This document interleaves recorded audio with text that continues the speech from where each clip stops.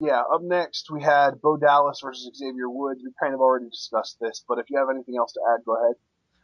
Just Bo cut a promo before the match saying that, Daniel Bryan will, heal quickly and he'll be back. All he has to do is believe. Believe! So great way to capitalize on, the fans' misfortune and Bryan's misfortune. I thought that was very smart to have Bo Dallas cut a promo like that, but that's all the additional notes I have. Alrighty, so up next, Paul Heyman in the ring. He reminds us that oh wait, I cut it short. His client, Brock Lesnar, conquered the Undertaker's undefeated streak at WrestleMania, and he actually gets a pop because Lesnar's from Minnesota. He talks about how he spent his college days here at the University of Minnesota, and he's going to bring out his client for his WrestleMania victory party, and it's the winner of the Andre the Giant Memorial Battle Royal, Cesaro, and this actually gets booze for Cesaro. Yeah, which shows that the heel turn that they are, trying to commit to for Cesaro for the time being, is bearing fruit, at least as far as Minnesota is concerned. Can you Stand- really call it a heel turn, though? Really? Uh, I mean, he's been a heel. He was babyface for one day, and he's been a heel ever. Like, can you really call one day as a babyface? Is that yeah, really? you know what I will say. He's been a heel, but I think he was a heel with those babyface tendencies, such as the swing and stuff. Which, granted, we saw. I think at yeah, we did see that at Payback when he competed against Sheamus. But I think they've intentionally made him kind of put that move away and only use it, I guess, in big match situations, so to speak. Like I could expect to see it now at Money in the Bank. So I think he was a heel with babyface tendencies, but they've scaled down those tendencies. So that's how I'll put it. But yeah, he had his match with Rob Van Dam.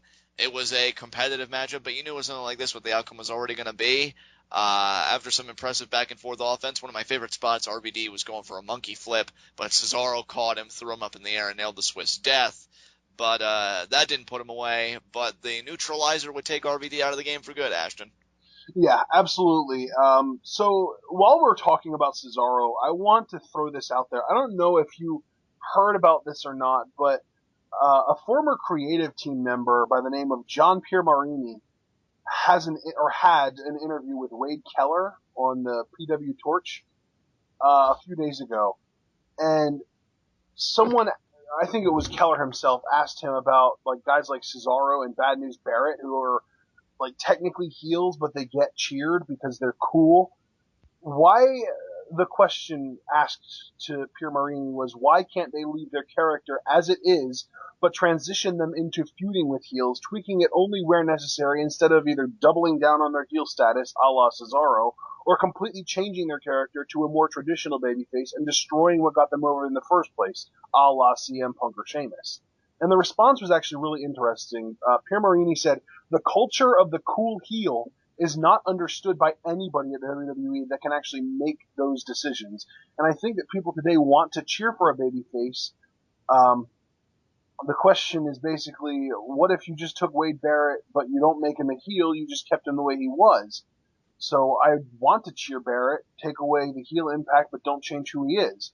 The problem is that the philosophy there at WWE, though, is that's not a babyface to Vince McMahon. A babyface is John Cena. A babyface is a guy who walks out and smiles and kisses babies' foreheads and dances. That's a babyface to him. And until you can change his mind on that philosophy, you're going to get cool heels in a sense because it's not hard. It's a lot harder to create or book a cool babyface because he has to have those heel tendencies. But, and this is again Pierre Marini talking, I don't want to say it's a lot easier, but it's simpler to book a heel.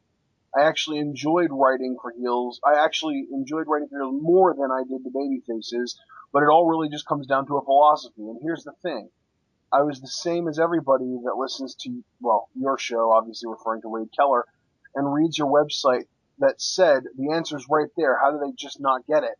I'm not the smartest guy in the world, but when I get there, I'm going to tell them this and it's going to change the industry. But the problem is when you get there, you can give your answer, but the philosophy is the philosophy, and that's not going to change.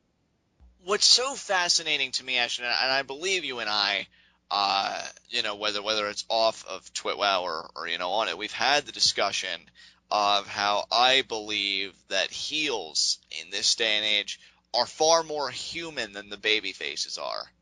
Like my biggest problem with the baby faces, the supreme model of this being John Cena, is that, they're caricatures of reality. They represent things that just aren't true or just really aren't, in the real world. Like John Cena, I've often called him, well, I guess not often, but I have referred to him in the past as the incorruptible. As a guy that no matter the pressures, no matter anything, does not succumb, sticks to his code of morals. In that sense, he really is the equivalent of Superman. I mean, I know normally it's a jab that like he never loses this and that, but I think in terms of his moral compass and his character representation, yeah, he is in perfect alignment with a Superman type. Whereas with a Randy Orton, a Wade Barrett, and some of the other heroes you could list, they have human motivations. They have human proclivities like the rest of us. They want to succeed. They want to have power. They want to win. And guess what? Sometimes to do that, you're not always going to take the squeakiest route or the cleanest. But it's okay to do it in a construct like this because you know that there are no real legal or moral repercussions, which is why I think it works so well because they're able to flesh out those facets of their personality, and I think we're able to identify with them because who are we to say that we wouldn't do the same thing if we didn't have those restrictions on us? And I think that's what hurts the babyface. Because they don't use that environment to the same advantage for the good guys to show the real good in people while at the same time showing that vulnerability and showing those other I guess more immoral, you could say, proclivities, that the heels have. Because everybody has them. It's not a black and white thing, as you said, but that's why the heels work, because they are more human. Right. I mean, if you really think about it, dude, let me just put like a little quiz trivia question out there. Name one superstar in the last, we'll say, I'm going to be relatively specific here, 13 years. And I say that because I'm talking since Vince bought WCW and stopped needing to try hard to be the winner of Monday Night Wars because he killed the Monday Night Wars. In that time period since then, name one guy that you would say legitimately blurred the line. Somebody who was either actually like a cool, edgy babyface or the opposite, like a heel who actually, you know what? No, let me just Maybe a really sympathetic heel, do you mean, or what? No, I was just gonna say let's just stick to the cool, edgy babyface because I don't know what the opposite of that would be. So let's just stick to that. But name one. The last one, and he only really had a few years that I could think of, would be Stone Cold. Like the last really like in your face, really awesome attitudinal kind of. Yeah, dude, but he hasn't been around really since then. I mean, he was, but good God, in 2001 he turned heel. Right, right. I mean, and really, since then, has he really been that edgy at all? No, no. I mean, really, let me rephrase that. Since he was heel, like, obviously he was edgy during his heel run, but since after the heel run, when he did turn back to being face, he wasn't edgy anymore. You know what? I think the only other alternative answer that I could give you that I would personally, fully believe in, and it's so ironic, would be Doctor of Thugonomics, John Cena. And again, though, that was on SmackDown when Paul Heyman was in charge of writing. Right. I mean, you could also say Lesnar and Eddie Guerrero and Edge, all of those guys during that time had runs as cool baby faces, but that was all during the SmackDown era of Paul Heyman. Right. I mean, the only other guy that you could really think of is CM Punk, and he basically rewrote the rules because he was leaving otherwise. Like, right, he threw the hit, like you even said it before, he threw a hissy fit on national television and got paid millions of dollars to do it. Yeah, exactly. And but it worked to his advantage because rebelling against authority, I think, is one of those things that will always get you over it. Because I think it's innate in us to always seek out something to fight against, or even if we're not actively seeking out, we have a propensity to just do it if we feel like something is towering over something or somebody else, to just rebel against it. And yeah, that's why CM Punk appealed to so many of us. But yeah, those really are the only exceptions, not really many to name. Yeah, I mean, it's crazy to think that the only reason we ever got that cool, edgy babyface in the first place was because Vince was scared of losing his job. Yeah, and then pretty much CM Punk, went off the deep end. The cuffs were off. He figured, I'm leaving. I'm going to enjoy the time I have left the way I want to enjoy it, and that's how we got it. It certainly wasn't a product of Vince's evolution from a business perspective, thinking, you know what, this model isn't working. Guys, people are drawn to our heel characters because they can identify with them more. We need to ground the baby faces more in reality. We need to give them attitudes that people can latch onto and really identify with. So let's do it. I mean, that wasn't Vince. That was pretty much Punk forcing his hand. Exactly. That just blows my mind. Like, it makes me lose a little bit of faith in them, really.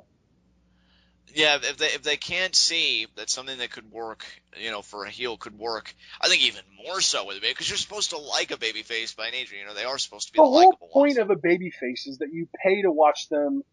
You want to pay to cheer them on, and you Right. want to cheer them on because it makes it more likely, from a kayfabe standpoint, for them to win.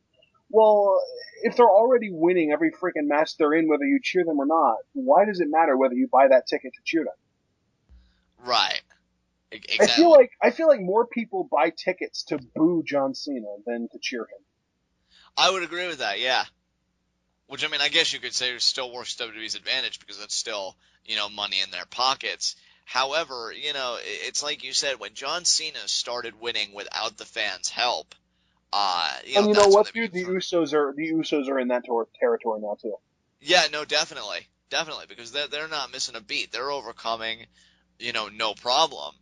And, to me, like when that starts happening, I think you're breaking the one major rule, of booking and creating a baby face. And that's it. You always got to rely on the crowd support. After all, you are the representative of the people in some way, shape, or form.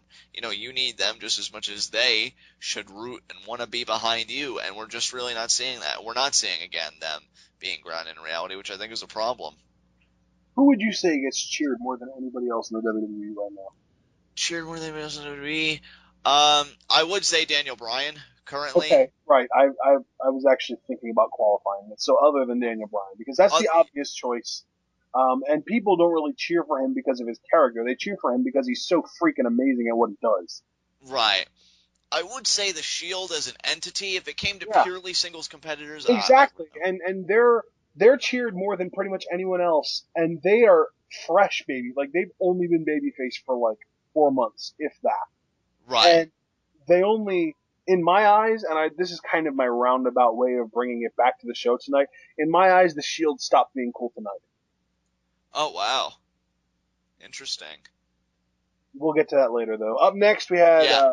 Cesaro versus RVD. So, I mean, I don't really have a lot to say about this. It was an okay match. You already said about how Cesaro won with the neutralizer, so we can just move on, right? Yeah, absolutely. Michael Cole and Seth Rollins discussing Seth Rollins turning. You actually talked about this earlier already too, so we can kind of breeze through this. Seth Rollins basically says every time he said believe in the Shield, he said something that he would be saying a lot more now from now on. Believe in Seth Rollins, and he basically said he put the Shield together and he felt like he had the right to break it apart.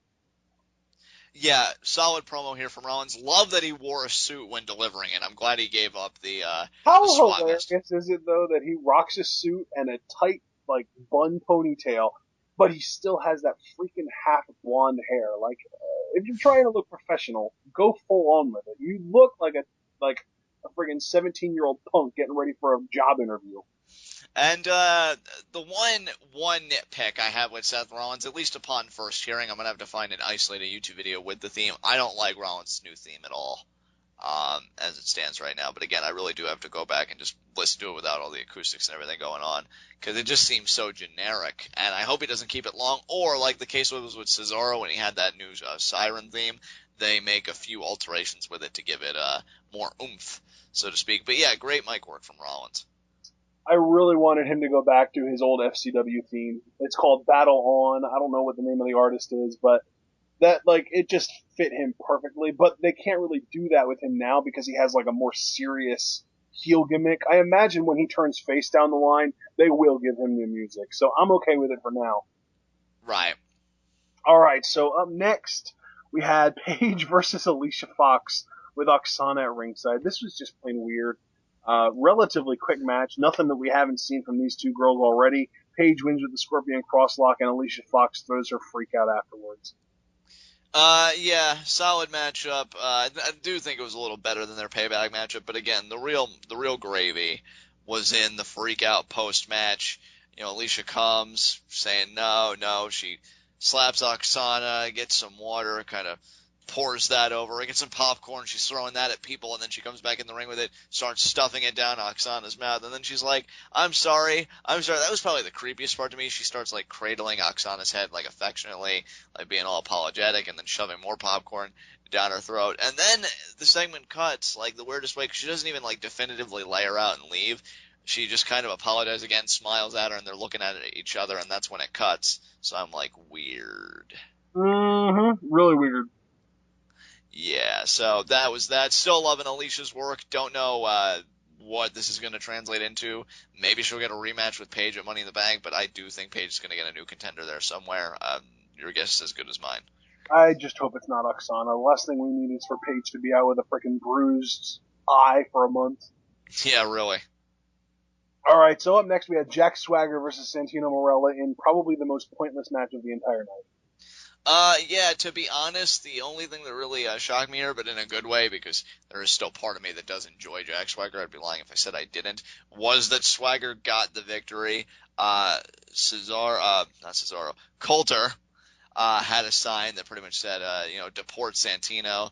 And on the other side, I think it said, "I'll give you a pizza, my mind." Pretty much pizza, my mind. Haha, funny. And at one point, Swagger, misses the ring post. And that's when I thought that Santino was going to win. He was going to get the Cobra, and Swagger's humiliation was going to continue. But no, Swagger blocks, gets the gut wrench powerbomb, and he gets the win. And this match was pointless, Ashton, at least for me, because there was no Adam Rose appearance. There was no reference to Adam Rose. It's almost like they've kind of wrapped that up, and they're moving on with their lives. Well, Adam Rose is clearly the in-ring superior. Yeah, clearly. I mean, he's faced Swagger twice, and he's beaten him both times. Right, so yeah, you can consider that feud pretty much resolved. But now the thing is, who does Rose move on to? Who's the ultimate lemon right now? I don't know. Rusev. Oh, God. Yeah, I'm okay. sorry I said it. I'm sorry. That's a party bus that would crash real quick. My question too is not just Rose, but what about Swagger and Coulter? Like, where do they go from here? Because really, Apparently they go to Santino. I guess. I mean, people have been saying they'll split up for a while, and I guess that would mean Swagger would turn face, which is another thing, much like Kofi's heel turn, that I've wanted to see for a while, because I could actually see Swagger succeeding as a face. But I doubt it. I think they're going to find something new to do, probably something pointless. It's a shame we can't get a real American girl to do a feud with Paige, but maybe that would come down the line. Yeah, I don't know about that. So, yeah, this happens, and Swagger wins and gets slapped a lot by Coulter, but still wins. And then we find out in the back that Cody Rhodes has figured out the perfect partner for Goldust, and it's someone that he's never seen before. Or actually, was it never seen or never known or never partnered with? Never seen, yeah. Yeah, so that's interesting. He says that it's someone that's going to magnify the magnificence that is Goldust, and he'll be here next week. So, I don't know, man. I don't know. First initial thought was Bo. Yeah. But Goldust has seen Bo. He hasn't faced him or anything, but I mean, I would imagine he's seen him walking around in the locker room, so what the heck? It definitely intrigues me because Goldust had a very storied career. He's done a lot. He's worked with a lot of people. So I wonder who Cody could be referring to. Unless, dude, this is the way the WWE is going to debut yet another new NXT talent, but I couldn't imagine who. And you know who the first guy that comes to mind is, unfortunately? Who's that? Aiden English. Oh, man. Can you imagine? Oh, my God. I'm actually conceiving it now. Oh, God. Oh, God. Let's move on.